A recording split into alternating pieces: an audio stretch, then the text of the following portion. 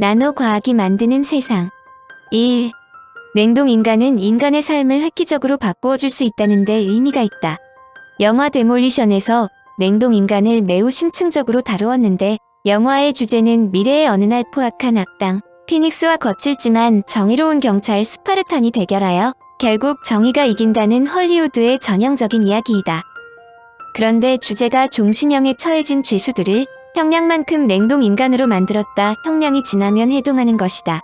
스파르타는 뛰어난 경찰이기는 하지만 임무를 수행하는 과정에서 파괴를 자행하여 많은 무고한 사람들이 희생되자 70년 악당 피닉스는 종신형을 받고 냉동감옥에 갇힌다. 인간을 벌주기 위해 인간을 냉동감옥에 수감한다는 영화의 기본 아이디어는 많은 논쟁을 야기했다. 냉동인간은 다시 살려내야 한다는 기술이 전제가 되어야 하는데 과연 이것이 가능한가는 많은 사람들이 궁금하게 생각하는 사항이다. 끝의 이야기의 과학 이야기, 냉동인간의 부활, 언제? 에서 냉동인간에 대해 다루었는데 냉동인간을 되살리는 것 자체는 앞으로 가능할 것이라 믿는 과학자들이 많이 있다. 그런데 일단 냉동된 사람을 해동시키더라도 그들이 냉동되기 전에 갖고 있던 기억의 유지와 회복은 어려울 것이라고 예측하는 경우가 많다. 세포를 수리하는 나노로봇이 분자 수술을 하는 장면이 간단한 것은 아니지만 간단하게 말해 수십 나노미터 크기의 로봇 팔들이 세포 사이를 비집고 들어가 골라내어 마치 세포를 수술하는 집도의 구실을 한다는 것이다. 이는 나노테크놀로지로 인체 분자를 복구할 수 있다는 것을 전제로 한다.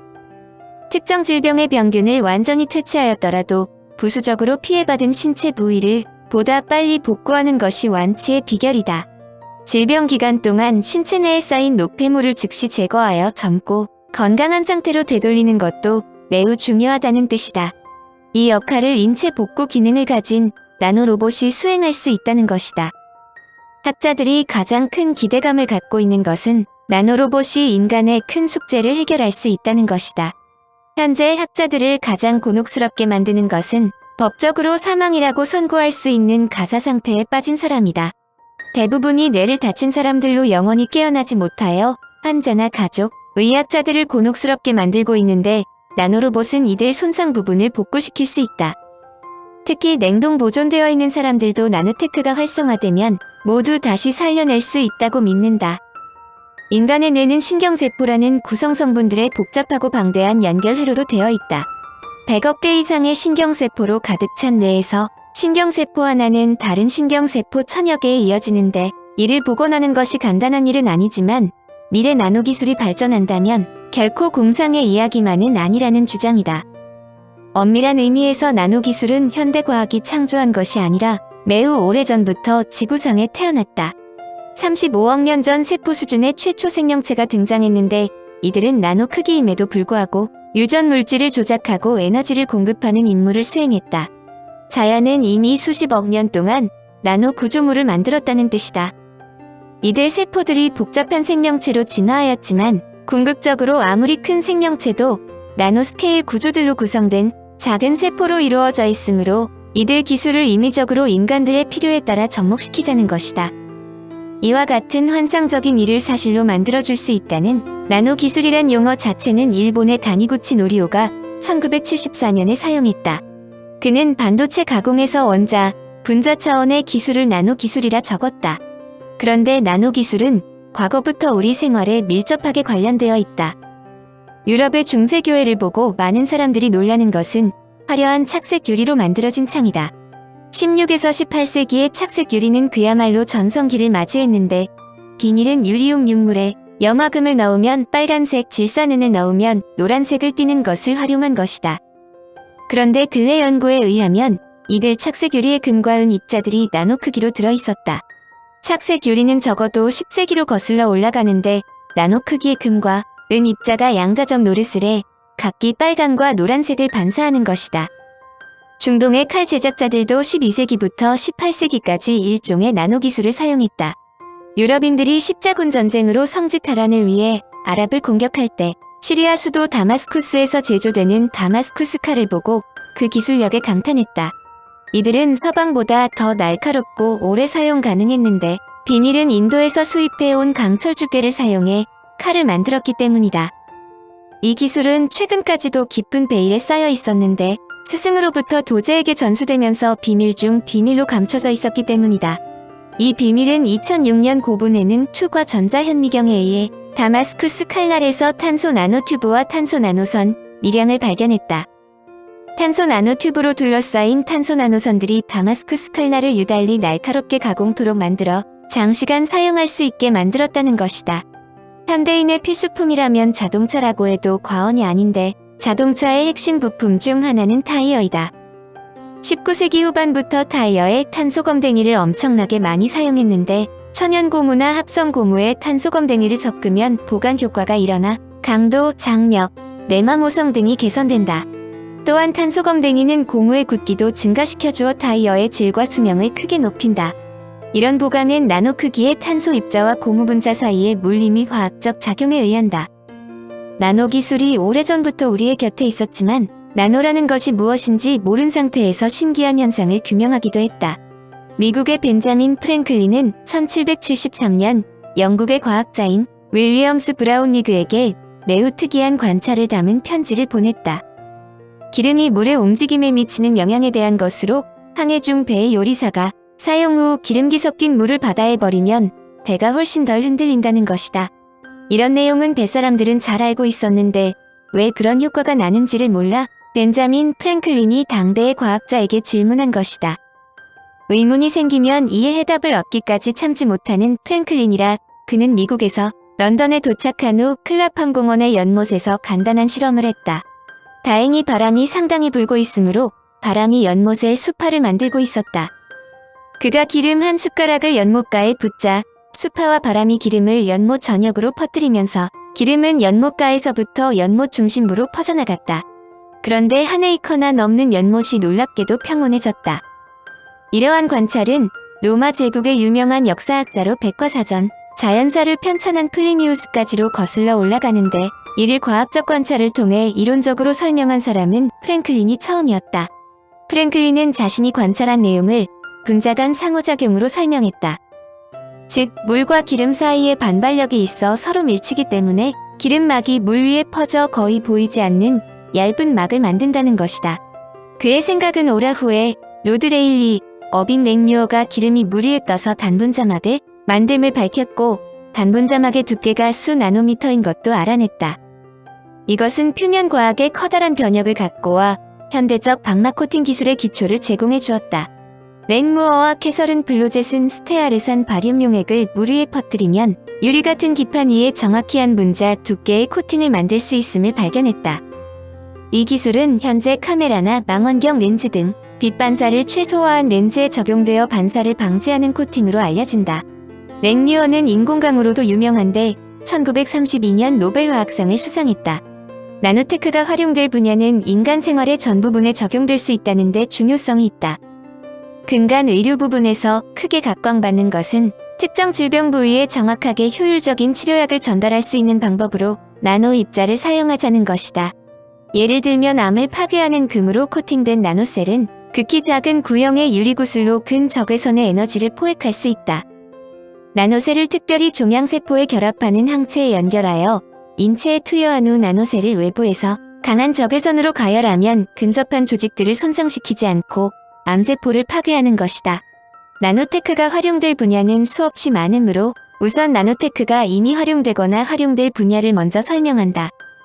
클레오파트라의 나노 화장품, 피부를 희게 하는 미백 화장품, 자외선 차단 선크림, 주름살 제거 화장품 등 기능성 나노 화장품이 열풍이다. 나노 화장품의 원리는 10에서 200나노미터 크기의 나노 입자에 생리활성 물질을 담아 피부 조직으로 침투시키는 것이다. 특정 성분을 피부 속에 전달하는 역할을 하는 나노 구조체는 피부의 세포보다도 크기가 작다. 가령 콩자갈밭에 모래를 뿌리면 모래가 자갈 사이로 쉽게 침투하듯이 피부 조직이라는 콩자갈밭에 모래 역할을 하는 나노 구조체가 쉽게 흡수된다는 뜻이다. 아직 논란의 여지는 있지만 주름살 제거제의 경우 나노 구조체가 주름살 제거 기능을 발휘하는 생리활성 물질과도 쉽게 결합하므로 주름살이 사라진다고 설명한다. 화장품의 영어 표기인 코스메틱의 어원은 그리스어 코스메티코스로 잘 정리한다, 잘 감싼다는 의미를 갖고 있다. 또한 코스메티코스는 무질서와 혼돈을 의미하는 카오스의 반대 개념으로 질서 있는 체계의 조화를 뜻하는 코스모스에서 유래된 것이다. 이는 화장품이 인간을 잘 감싸서 질서 있게 조화시키는 도구라고 할 수 있다. 일반적으로 화장은 기원전 5500년경 이집트에서 시작되었고 기원전 1500년경 이집트의 전성기인 제18왕조의 네페르티티 여왕이 그동안 전해 내려온 이집트의 화장을 예술의 경지로 끌어올렸다고 설명한다.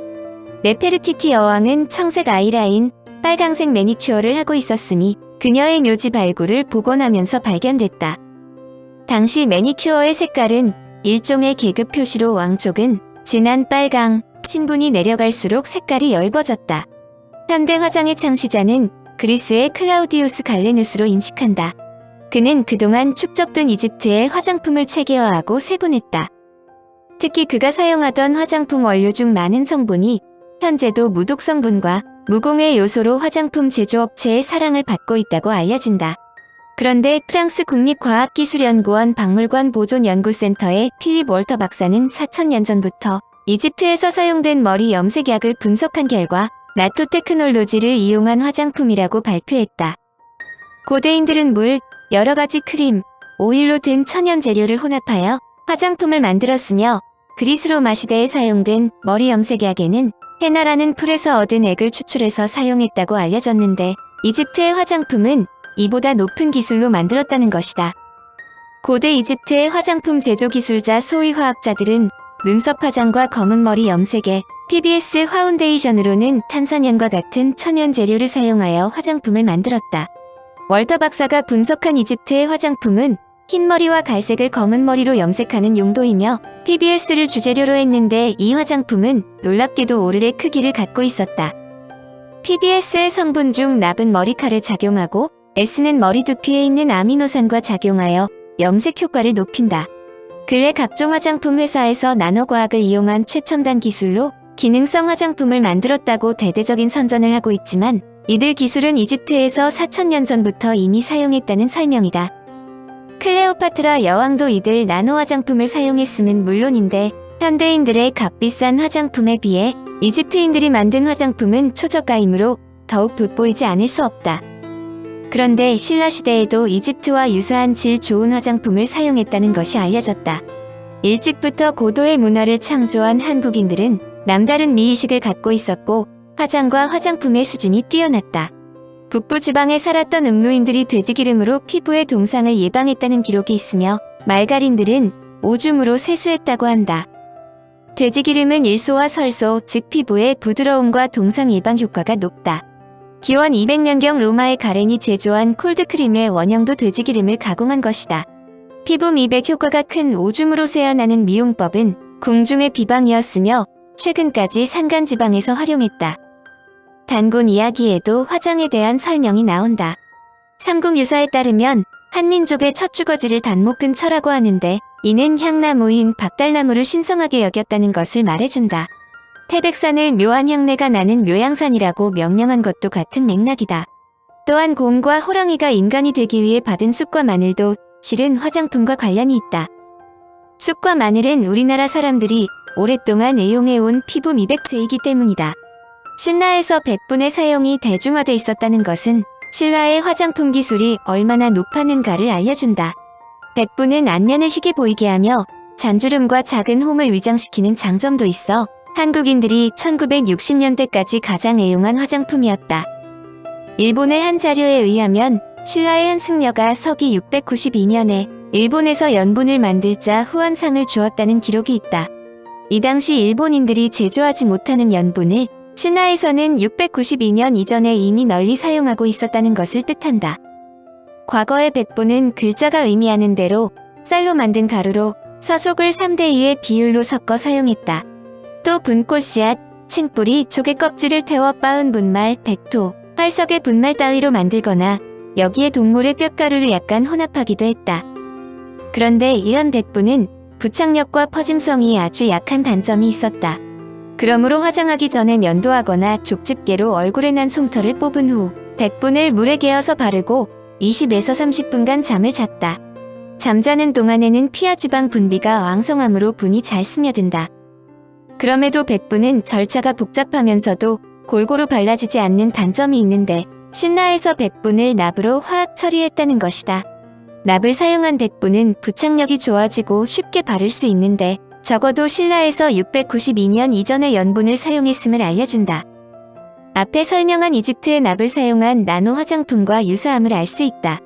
물론 납 성분이 궁극적으로 피부에 해독을 주는 것은 근래에 알려진 사실이다. 신라인들이 제조한 화장품 중에는 미묵이 있다. 미묵은 눈썹을 그리는 화장품이다. 우리나라 사람들은 예부터 눈썹의 모양을 중시했다. 눈썹의 숱이 지나치게 많거나 뻗친 모양이면 성질이 포악하든지 성욕이 과다하다고 믿어 기피하였다. 이른바 반달 눈썹이 미의 기준이 되었는데 조선시대 여자들은 무려 10가지나 되는 다양한 형태의 눈썹을 그렸다. 빙어각 이씨가 지은 규합총서에는 원앙소산 오악삼봉수주 월능 분초하면 불은 도운형이 있는 것을 볼 때 우리나라 여자들이 얼마나 눈썹 화장을 중시했는지 알 수 있다. 남자들은 진하고 팔자 모양의 눈썹을 으뜸으로 쳤지만 여자의 눈썹이 진하고 숱이 많은 경우에는 족집게로 일부를 뽑거나 가다듬은 다음 화황을 발라 부드러우면서도 엷은 색깔을 표현했다. 반대로 눈썹의 숱이 적고 흐린 경우에는 나뭇결이 단단한 굴참나무 또는 너도밤나무 목탄을 사용했다.